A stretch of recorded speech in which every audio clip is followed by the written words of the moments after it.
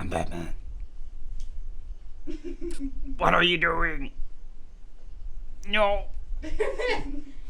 Cannot give in. Good evening, everybody. This is Last Minute Movies. We have a thunderstorm going on outside of my window, so... And it's nice and bright and sunny for me, because we live in, like, polar opposite of places right now for the time being. Which brings us to a great segue. You know what else is polar opposite? Emotions. In the movie called Inside Out. Yes, that's right. Inside Out. Today we're going to be talking about emotions, guys. I know, what a scary topic.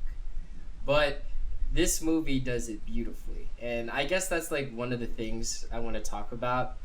The first thing we could actually talk about is like Pixar and how masterful it is. So being an animation, before Disney bought it, it was like its own sort of thing.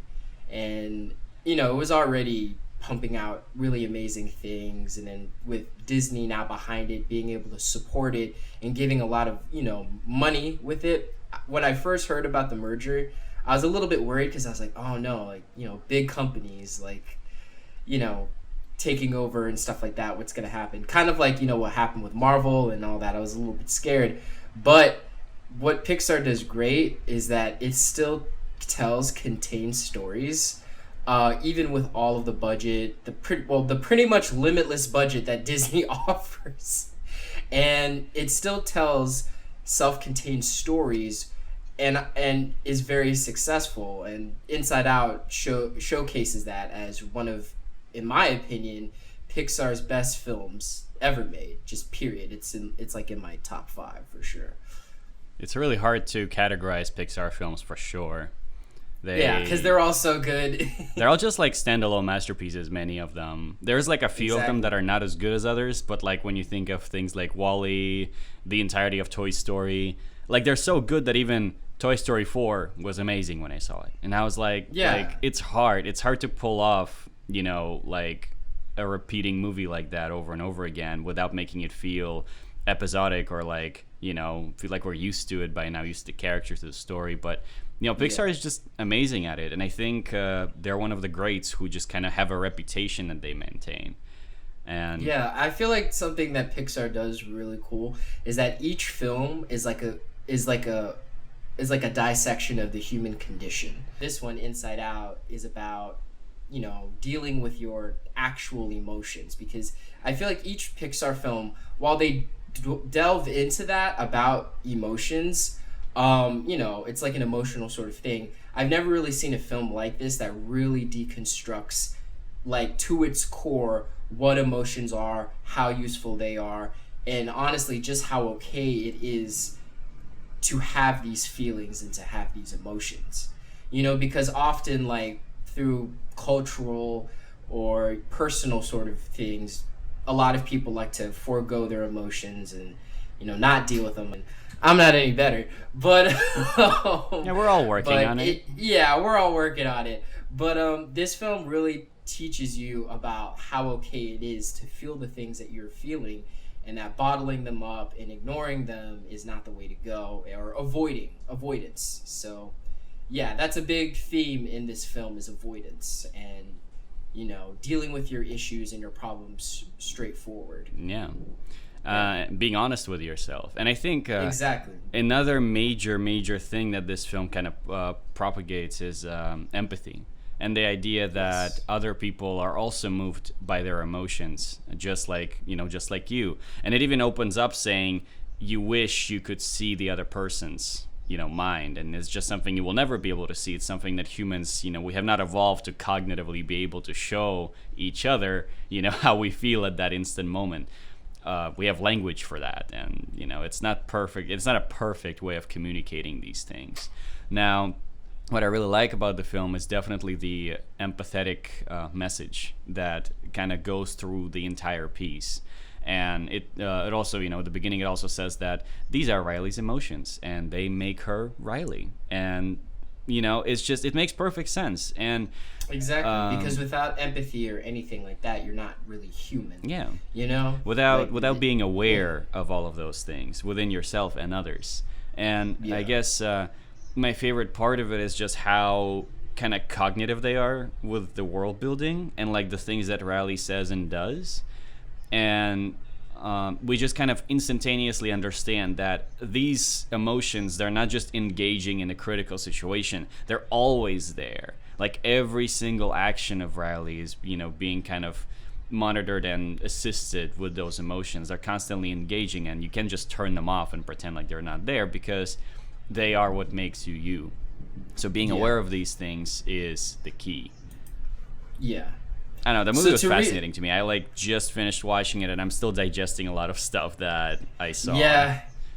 Well, so here let's recap the film and talk about what it is. So, the setting takes place like modern times and all of that, and we're introduced to a regular family. Like you have the daughter, her name is Riley, and you have her parents, and then for the more like the main characters, which are inside her head, they're all of her different emotions. So we have emotions like joy, sadness, fear, disgust, and anger. They're all part of this, they're all like the central figures of Riley's subconscious in her mind and all of that.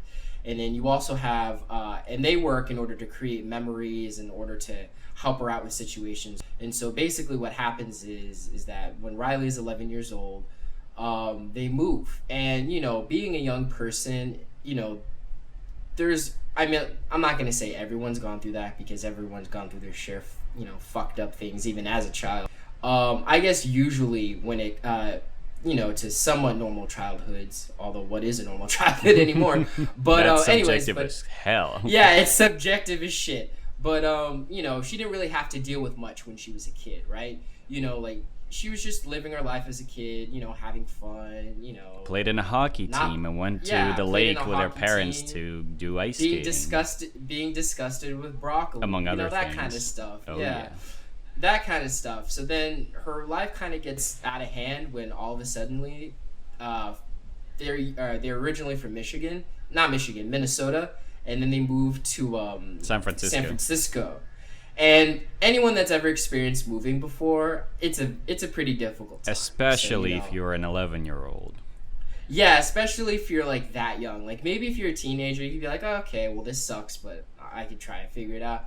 But as a kid, and your entire foundation is just set there to just suddenly just move and just that's it.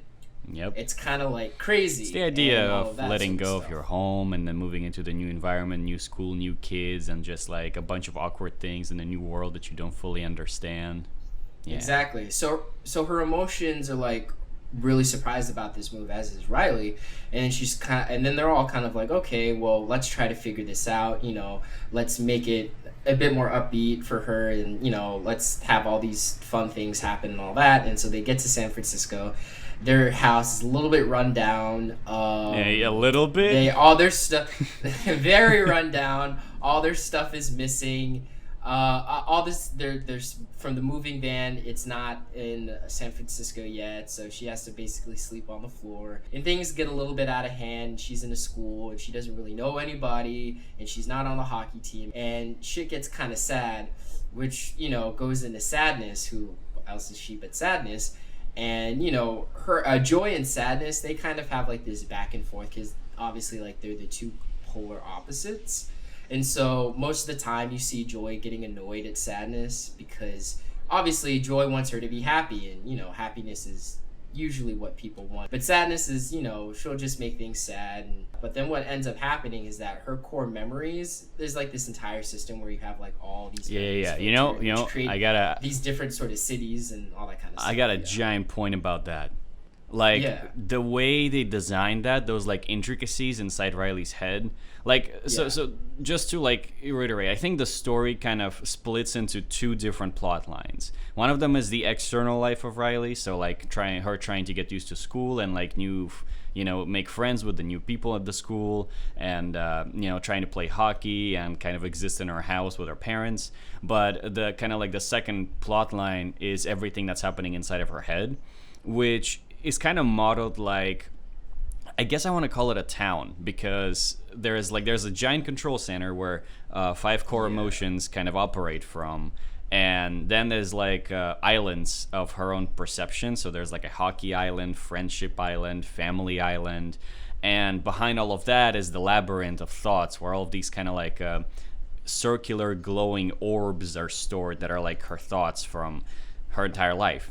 And so when Riley is going through distress, when she has all those problems with friends and things of that nature, the emotions in her head are starting to react to it in a similar way. So like the sadness starts to, kind of articulate, hey, this is like my turn. So she kind of pushes this big button in the sad, kind of like in the remote control type thing. It's basically a controlling apparatus inside her head. So it's a little hard to explain because it's so stylish and all that. And see, that's one of the things I love about this film is that it's so creative. Like, I mean, who the hell thinks about like an entire like infrastructure based sort of city thing with all these different things? Like it's such a creative, like weird Pixar thing that it's like so out of the realm of possibility, but it works. That is absolutely. They're able to take something that creative and they're able to like make it work in such a simple way. And I think that's the main thing about Pixar that's so good, is that in a lot of films and all of that, it gets very complex. Like, so obviously, in order to be a filmmaker and all that, you have to tell stories about the human condition and real human things that happen, right? But there's also a lot of other things like, okay, I want to tell real human stories, but I also want to have explosions in the background and I want to have Terminators, and I want to have like a fluffy elephant imaginary friend singing songs. And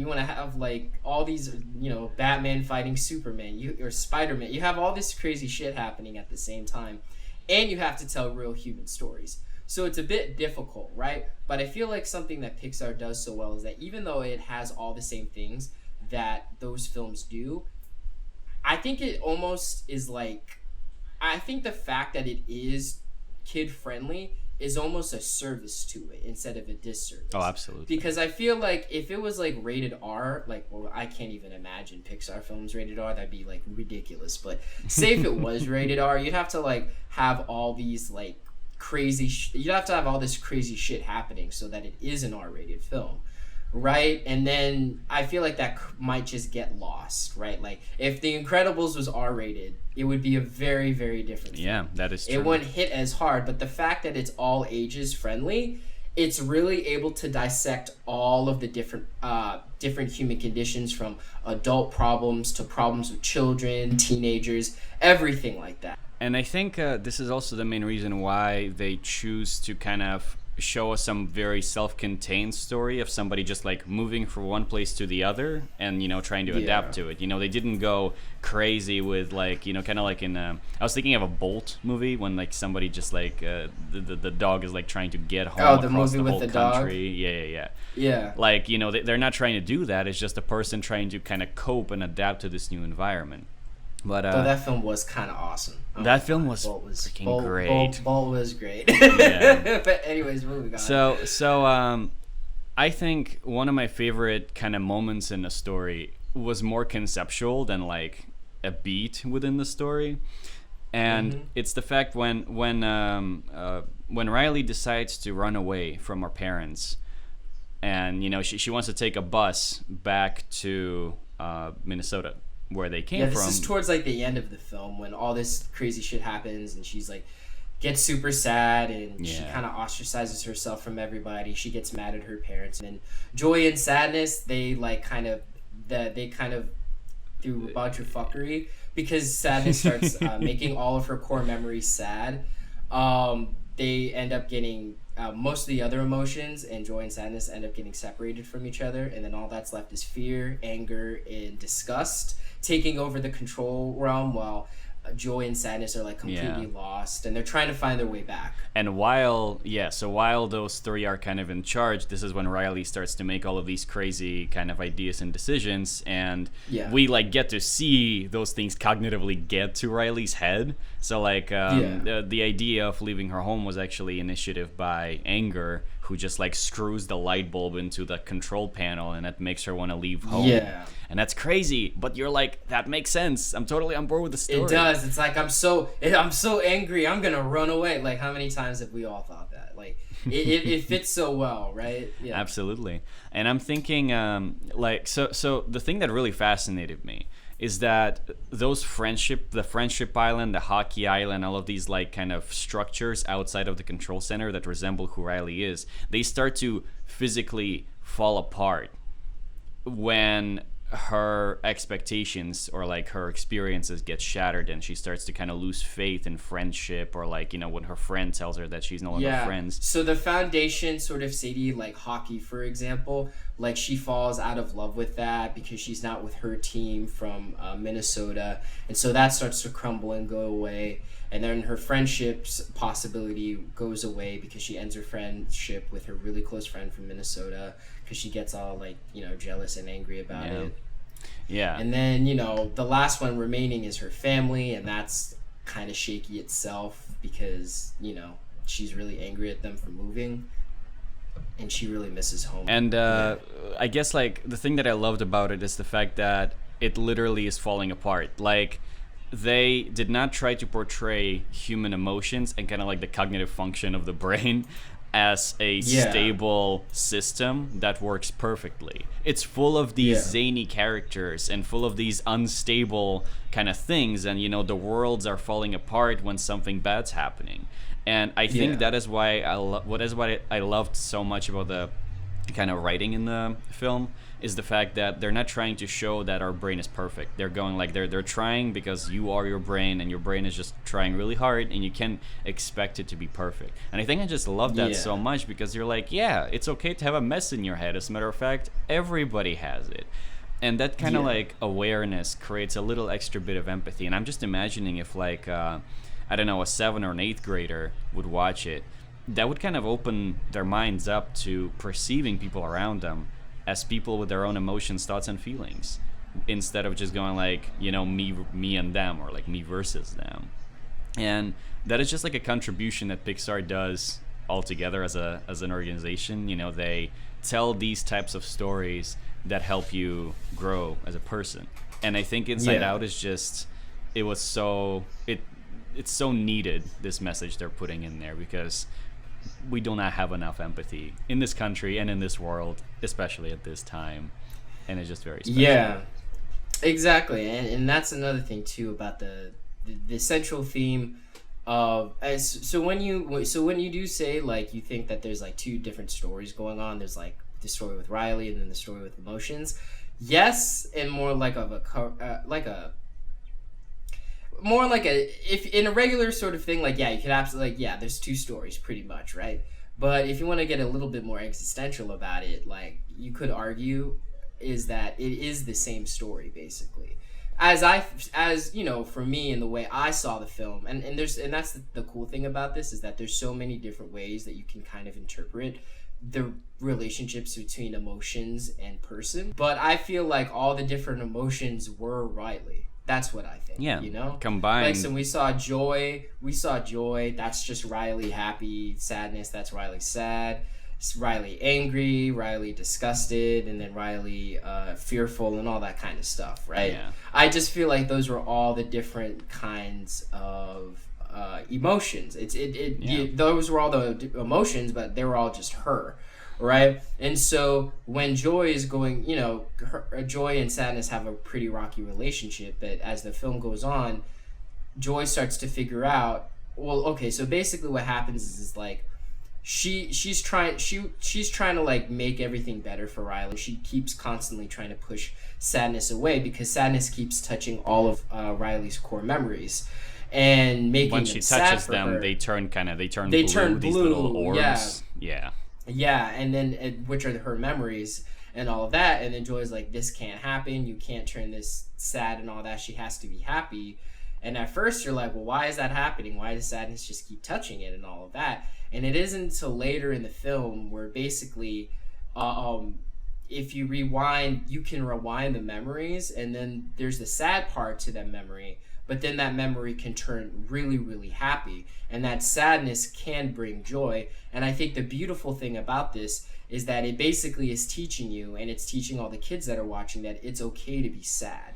It's Oh my okay to feel god. the things that you're feeling. It's such a, I know, right? It's such a It's beautiful thing. Yeah, it's like don't be scared of your emotions. And Yeah, also don't be scared of your emotions. and to like piggyback of that, it's definitely also says that like it's the sad moments that make happy moments feel truly happy.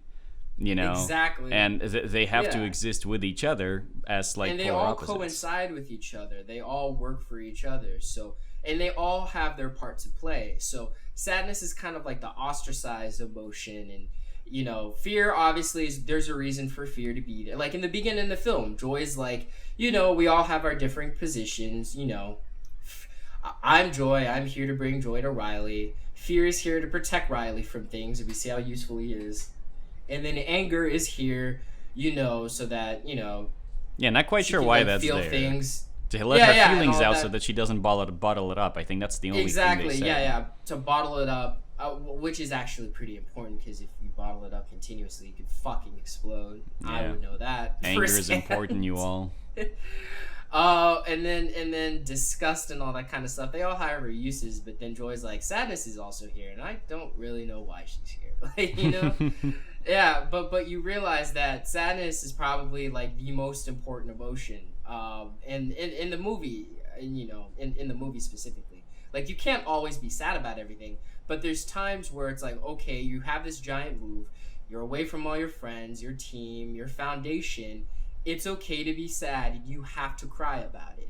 You have to just cry about it, be sad about it, and just let yourself feel something. Because if you don't, then what ended up happening to Riley is that the entire emotion board, control board, kind of like went all black, and everything started to, fall down, and they couldn't work it anymore until Riley just kind of felt nothing. And it wasn't until when Joy And sadness returned Sadness back to the returned control back, center. yeah, that they were able to take control again. And sadness really, she really came in clutch for the film. Yeah. So yeah, I mean, she kind of solves the whole thing in the end. And let's talk about like the journey of the joy and sadness for a second. Yeah. Because I think because that's its own entire thing. yeah, as well. like I mean, they have an evolving relationship together, but it's also, I honestly, yeah. So they fight with each other, and that's what throws them away from the control center to like these islands of thoughts and memories and things of that nature. But I think the main problem for the rest of the emotions is that Joy was kind of the leading figure amongst them, and she was able to kind of coordinate them to work together better to have Riley have a happy life. But because she's no longer in the control center, other emotions are forced to do it by themselves. Now, while her and sadness are kind of stranded in this labyrinth of thoughts, they're trying to find their way back to the control center. But what's between them and the control center is like this void where things fall to be forgotten. And there's even, and like throughout their journey, we get to meet all of these other characters and other kind of like infrastructure elements of her brain. They just kind of Like want to Bing go Bong. over. Yes, like oh my god. Like Bing Bong. Tell him about it. Tell him about it. So Bing Bong is basically Riley's imaginary friend, right? This purple elephant character. And Bing Bong is there as like their guide. So once Joy and Sadness are kind of lost and they don't know where to go, Bing Bong is there to like help them out and figure all of that out. He's like, okay, we got to go here so that you can get back to the control center so that you can save Riley because we don't want her completely broken. And so they go on this entire journey and they do. I mean, I can't even name all the things. I mean, okay, I'll name some of it. Like they, Dude, the one. Okay, wait, the dream part. Yes. The Okay. dream part. Okay.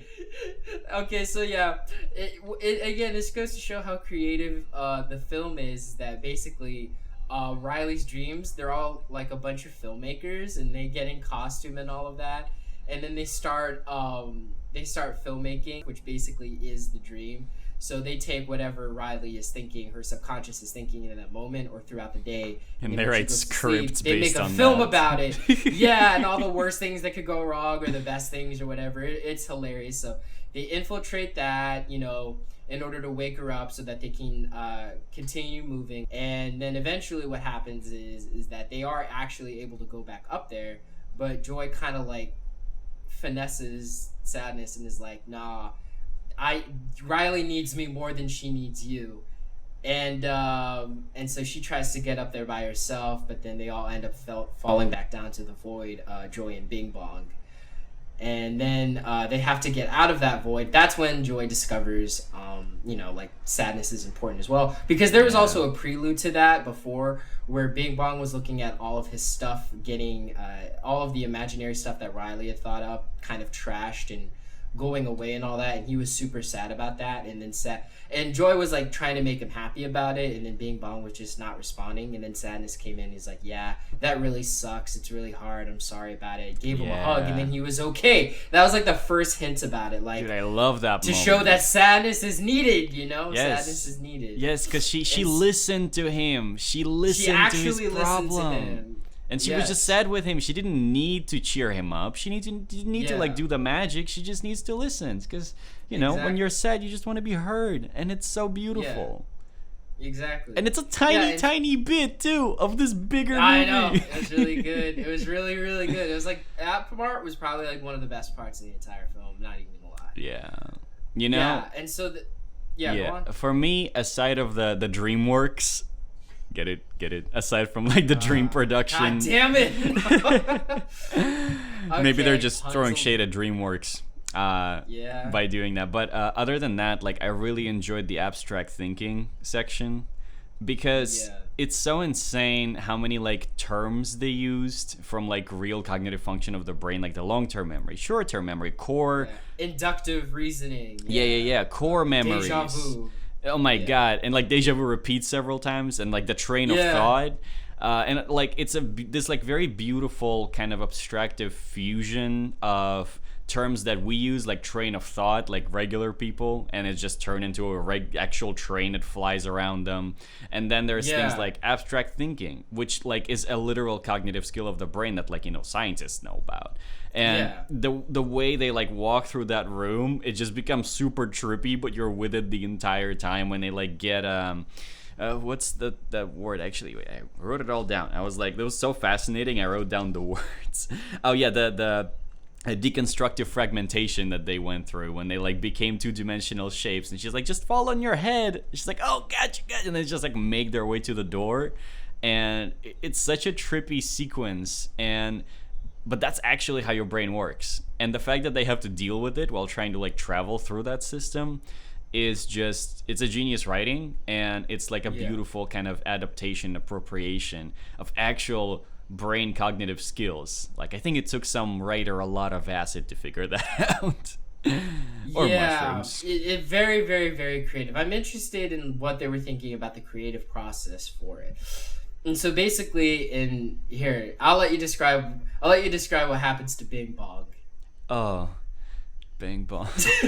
So Bing Bong, no. Rest in peace, Bing what Bong. I love about this movie, low key, it did something that Coco couldn't really do, and it's the idea of letting go. Spoiler alert. Yeah, sorry, but I'm not gonna spoil Coco. I'm just gonna talk abstraction for a second. Yeah, it's the idea of letting go. So, yeah, and I'm not going to compare it directly to Coco, but what I'm saying, like in Inside Out, the place where things go to be forgotten, and like, these vacuum cleaner characters that, just throw some of the thoughts from this like big stashes into the void to be forgotten. All these walls of memories, Yeah. Same thing happens with our imaginary friends, and like same thing happens to thoughts. You're not gonna physically remember every single thing that happened to you every day or even every week. There are like months and years of memories that our brain just erases anytime we go to sleep. That's just what naturally happens. So for thoughts, in like the context of Inside Out, the way it puts it, imaginary friends are also something that at some point you don't need. And when they fall into this pit, he just stays there, and he realizes that he starts to kind of melt away and fade away, just like the other thoughts.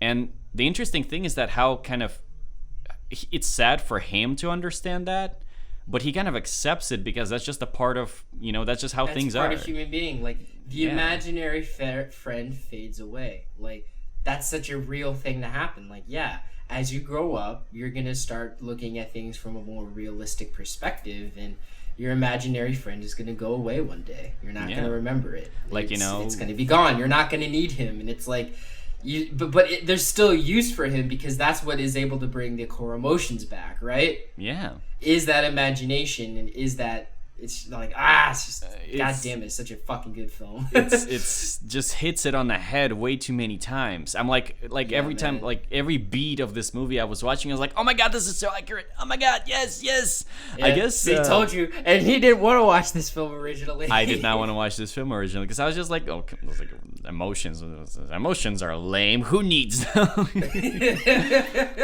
Yeah. I was like, nah, man, this shit is great. Yeah, and like, that's all good, man. What I also love is that they also managed to incorporate all of those things, like the imaginary friends, fading away. They managed to incorporate that into this like semi-streamlined storyline of like trying to get home. The idea of they are far away from the place where they need to be, and they're just trying to get from point A to point B. That's kind of the entire kind of conflict arc of what's going on inside of Riley's head. And by relying on such a kind of streamlined plot, they managed to incorporate all of these complex thoughts and ideas into it, which I think is great. Like, they don't want to build complex thoughts everywhere. It's just like, we're gonna make the plot twist and turn and do all these crazy things, and it's like Inception level type shit. Instead they went like, we're gonna make it as streamlined as possible, two characters reconciling with each other in some way or form, while also trying to get from point A to point B while encountering thresholds, mentors, and enemies on the way. Like, that's it, and that's perfect because that kind of gives you a clear canvas. You can mold and shape all of these events and thresholds in a story in any way you want to have any kind of message and idea that you want. And that's just another thing too, is that brilliance I feel like in storytelling. Yeah, and I feel like a big and I think a perfect plot point or a character arc was for Joy, is realizing, like, at that point when you're a kid, joy is pretty much what you're focused on and being happy. But as you become older and things get more complex, you have to rely on the other emotions. You can't just be happy about everything. You have to accept it through different ways, and I think that's and I think that was the two, and that's why I say that the emotions are basically just Riley, is because it's Riley having to come to terms with the fact that not everything can be happy, and that you have to accept certain things the way they are in order to find joy in them. But Joy also herself had to find out that I can't solve everything. Sometimes why we're all here is because we're all needed to an extent. We're all needed. Like, we can't all only be happy about everything, right? Because that's insane. We can't only be sad about everything, because that's crippling. We can't only be afraid of something, because that's also crippling. That's also crippling. You can't be disgusted about everything, because you're just going to alienate yourself from everyone. And then you can't be angry about everything, because, again, you're going to pretty much alienate yourself, right? Yeah. So all these emotions are needed together, and it's all about the balance, The balance, Padawan. The balance of the force. It's really the balance and the true human condition. And we're always trying to find out, like, what does it mean to be human. And I think it's just being able to find that balance of all your different feelings. It's a very important thing. And not only that, but entire religions are based upon that, like the balance you have, like like Buddhism, all that kind of stuff. Like, I'm not trying to say like, oh, Inside Out is as relevant as Buddhism or anything like that, but I'm just saying that like, it teaches that same message but in a different way. And which is why I say Pixar's so genius, is because they teach real things in such a subtle, simple way. Something that I thought about by the end of the film, and before that, there was like a really nice moment of foreshadowing when we see what's going on inside of Riley's mom's head, which is like the sadness is actually the one in charge there instead of joy. And in Riley's dad's head, the anger is the one that's in charge and not joy, which is like, I guess we could call it foreshadowing, because they're like, oh my God, are they going to switch at some point? Because the sadness does kind of take over by the end. She becomes equally important. But in the end of the film, when sadness presses the button, you kind of get these like complex emotions. The orb that comes out is both blue and yellow, so it's kind of like happy And then you and have like sad. red and green, and you have like Yeah. purple As the timeline goes blue. on, Yeah, it's all. It's again the balance. You gotta It's have all. And not yeah, and just- it kind of has two connotations. A direct one, I think, the one that the movie gives it, is that as we grow up, we start to experience more complex emotions. And for Riley, it was moving to San Francisco that was kind of the threshold to like before and after. Not everything is just black or white, or whatever the five colors are. It could be a combination of the two things, and there's nothing wrong with that, because hey, guess what? The world and life are complex things with complex events happening. Yeah. And it's very pretty. The world is complex. The world is complex, and it's difficult and it's hard, but it's okay to accept. It's okay to be sad about that and to be angry about it, because that is the way we're wired. We're not wired to only be one certain thing. If you're in a sad situation, be freaking sad. It's difficult and it's hard, and that's a human thing. All kinds of media teaches you stuff about that, which is why I say these Pixar films, man, like they're more than just kids films. I hate when people are like, oh, that's a kid film. It's like, nah, dude, it's not a kid film. It's a film for everyone. Everyone can relate to this stuff. Yeah, exactly. They're more than just kids films. Like, that's such a ridiculous statement to make. And I think I've experienced it firsthand. Like, I was, I think, like 9 or 10 when Wall-E first came out. And I remember it was like me and both of my parents, we went to watch it together. And as we were exiting the theater, I just kind of saw my dad's face, and it spelled out this like analytical thinking. He's just like getting all of those allegories that the film contained. And I was like, that kids movie made you think. I was just like, it is definitely for everyone. And I think Pixar movies specifically, like there's so many adults out there that like, parents who discover these ideas while watching these movies with their kids. And that brings clarity into their lives as well, to just kind of learn something new. And that's just the beauty of it and the art. So I kind of want to talk about the ending a little more. The fact that, like we talked about, the sadness, she pushes the button and Riley's in a bus. She is about to take off and, actually run away, which is a scary thought to have in the first place. But especially as an 11-year-old girl. Yes, like, yes. She's 11, I think. Yeah, I think she is freaking 11. And yeah, like sometimes you forget that because you're just kind of like because the emotion and that's another thing too, is that it just goes to show you that kids can feel complex emotions and kids can have their own thoughts, and kids are just as human as any other adult is, because you're like watching this film and you're looking at all these complex things happen, and you're forgetting that you're basically watching a child. She's a freaking child, and you're watching her go through all this complex sort of stuff, like she's a kid. It's just it's such a beautiful thing. They made it so complex yet so simple at the same time. It's just the genius of Pixar. Yeah. So that ending. I ball ride Pixar really hard. So be prepared for that for future videos. Nah, I think we both do, and I think there's a lot of people who would agree with us.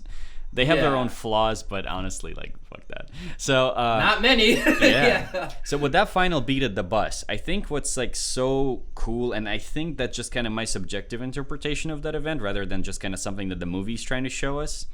When she's on the bus and the sadness and joy manage to make it back to the control center just in time for, sadness to press that button, that causes Riley not to say something. Before she even gets out of the bus, there's a decision to not run away. And she just starts to cry. And she, just kind of starts to be upset about it. Yeah, her parents' arms, and she's sad about it. Yeah. So she's like, I don't want to make you guys angry or anything like that, but I really don't like this. Exactly. I'm sad. I miss Michigan. And then they're like, it's okay. And they all hug each other. And it again, we're kind of harping on the same sort of stuff, but it's teaching you that it's okay to be sad and to communicate that you are sad or are angry or whatever, because that is what gets you further. That's what takes you to the next level, so you're not emotionally stuck. Yeah, so you have to feel everything. the moment she starts to cry, right? Literally off the point you just made. The moment she starts to cry, she kind of realizes that she's upset. Because before that, I think like when somebody's in a distress in the level that Riley was in the movie, they have it like, human psyche kind of works that way. It has a tendency of blocking off certain thoughts and emotions and just focuses on one or two of them because you're in distress. So, in case of the movie, it was an anxiety that fueled into anger, and the anger is what caused her to have this idea. And because she was kind of, joy or sadness were literally not present for that, that her cognitive kind of function was essentially blocking them off from being there. That's not how the story put it, but that's how kind of psychology works, more or less. So I think what's really interesting that happened on the bus when sadness pressed the button, in my interpretation as well, it's kind of like a philosophical way of looking at it.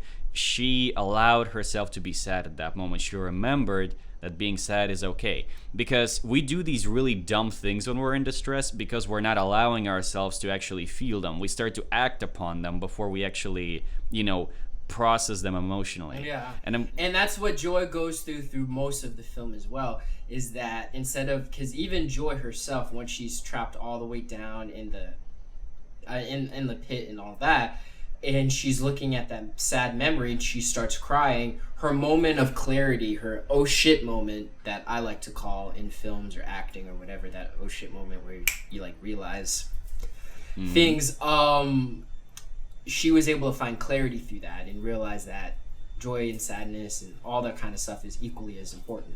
Yeah. And that she can't take everything on by herself. Yeah, that's very special. And that sadness is just as valuable. Yeah. Alan Watts writes in his book, The Way of Zen, is that there's this idea of flowing through life, and keeping a balance between acting upon your emotions and thoughts and, just suppressing them. There's a space in between, which he describes as kind of the state of flowing, where you understand why you feel a certain way. You understand why you feel angry at like a certain moment in time, or why you feel sad at a certain moment in time, and more importantly, you allow yourself to feel sad. And that's what makes it, that's what makes the experience of life more fulfilling, is the fact that you are allowing yourself to experience this spectrum of emotions and react to things in the way they deserve to be yourself. So what he's saying is that you should not suppress anything. You should embrace all of these ways you're feeling, even if they're terrible, because only then you'll be able to fully experience happiness. But at the same time, don't act upon them so much, because then they'll carry you away and you will also lose your path. Which is where the balance comes in. The balance is the key. Yeah.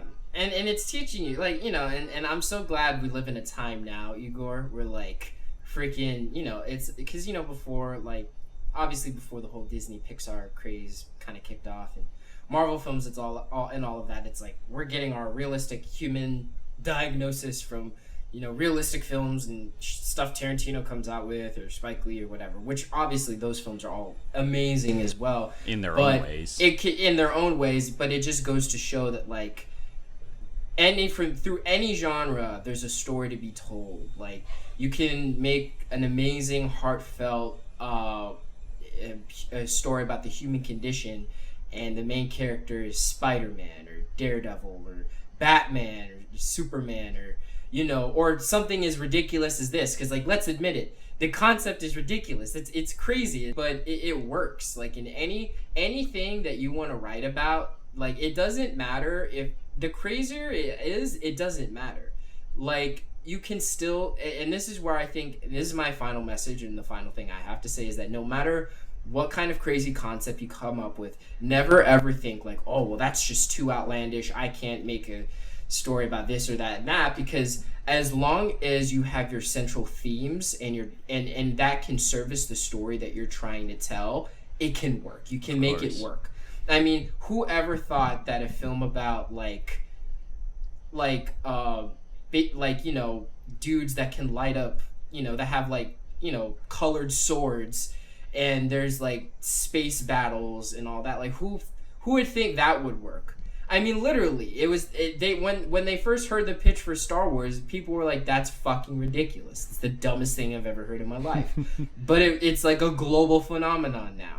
Or whoever thought, like, what? A story about a guy who can climb walls? Who cares about that? It's Spider-Man. Or, Lord of the Rings. I mean, that's about gods and angels and demigods and all this kind of crazy shit. But as long as you're telling a story about the human condition and it's real and it's honest and all that kind of stuff, you're able to tell the story. Yeah, you can absolutely. do it. Yeah. So Basically, with all being said, Disney is awesome. Pixar is the shit. Yeah, that's it. Yeah, that's it. Go watch the movie. In conclusion, go watch the movie. Goddamn. Go watch the movie. And please. Yeah. Watch the movie. And this is the end of Breakdown of Inside Out. And we wish you all a good night. And check out some of. This has been another episode of Last Minute Movies. Yeah. Thank you for joining us today in our podcast. If you liked it, like the video, subscribe, check out all the other videos, and we'll talk shop to you later.